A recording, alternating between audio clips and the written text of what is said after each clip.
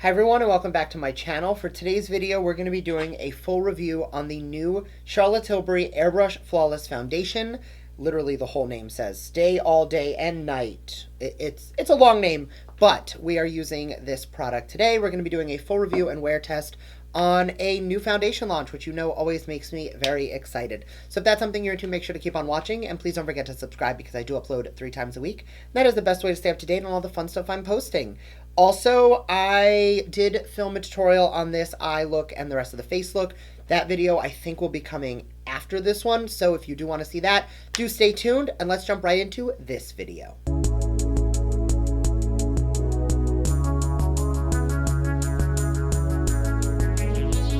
Okay, so before I throw this on, I did get it in shade 5 Cool. It does retail for $44 and comes in 44 shades.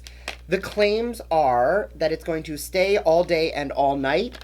It is going to be an Airbrush Flawless Longwear Foundation, as the name says.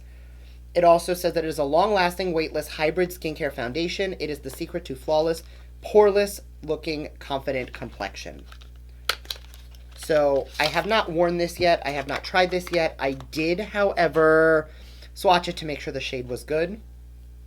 First things first, Charlotte Tilbury's packaging is always everything. I love that it is a frosted bottle just because it is really beautiful. I always love the rose gold accents on everything she does. Like, her products are honestly beautiful. And I have loved pretty much everything in her line I have tried. So I am going to quickly prep the skin and then I'll be back to try this out. So it is recommended to use with a brush. It actually recommends her brush, which is a fairly dense brush. So I'm actually going to grab the Luxie Beauty Airbrush Foundation brush. And I'm going to use this today. It does say to use about a dime size amount. So I'm going to take 2 pumps on the back of my hand. And I'm going to, as directed, pick up a little bit on the brush, start in the middle of the face, and work my way out.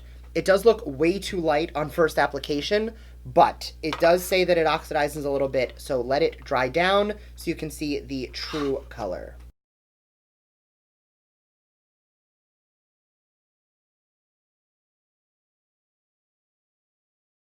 So this is a fairly runny foundation, so I think this brush is a little too dense. So I'm going to switch to a slightly fluffier foundation brush. This is the IT Cosmetics Heaven's Hue brush. So I will be going in with concealer, but I am going to take and make sure that I have a nice clean layer of foundation first. So you'll notice I did take it on the flat end of the brush, just to make sure that it is really applied nice and smooth. Alright, so now that it's dried down, I definitely think it is a good match. It doesn't feel overly yellow, it doesn't feel overly light.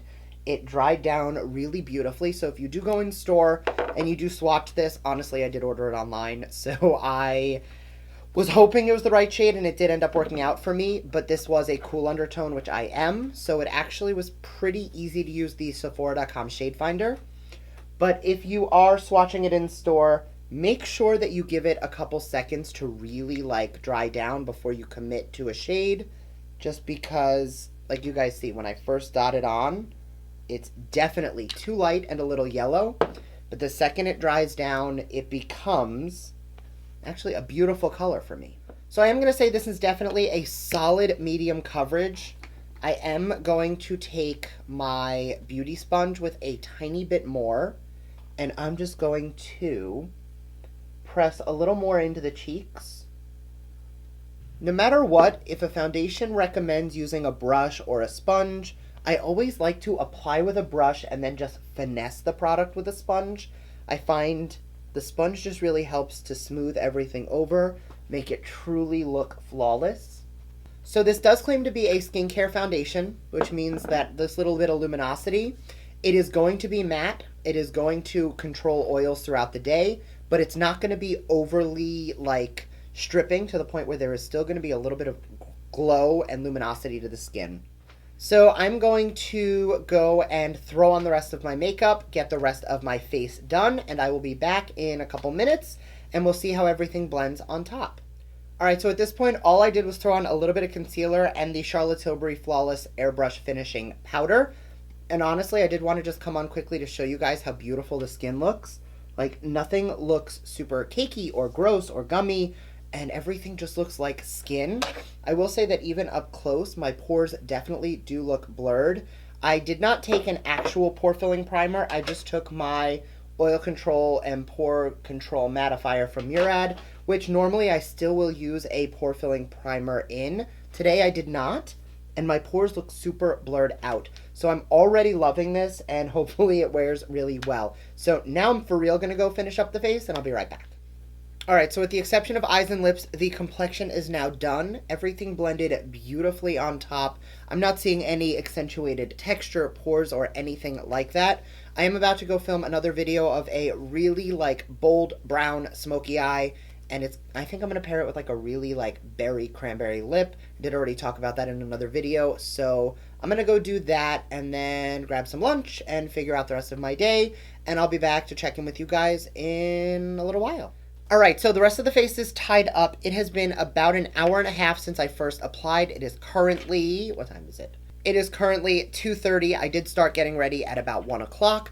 So about an hour and a half has gone by, and the skin is still looking beautiful. I still do not see any of pores or texture being accentuated. The skin is a little glowy, but I did use an illuminating setting spray and a little bit of powder on top, but that's not going to add shine, or that's not going to add oil, it's just going to add shine. So we're going to continue to keep this on for a little while and do a wear test, and I will check in with you guys in a couple hours. I will probably have changed up the eye look and the lip a little bit, just because I'm going to be filming another video, but yeah, I will be back in a couple hours. Alright, so we are officially at the 5-hour mark, and everything is still super glowy, but it's not like a greasy oil.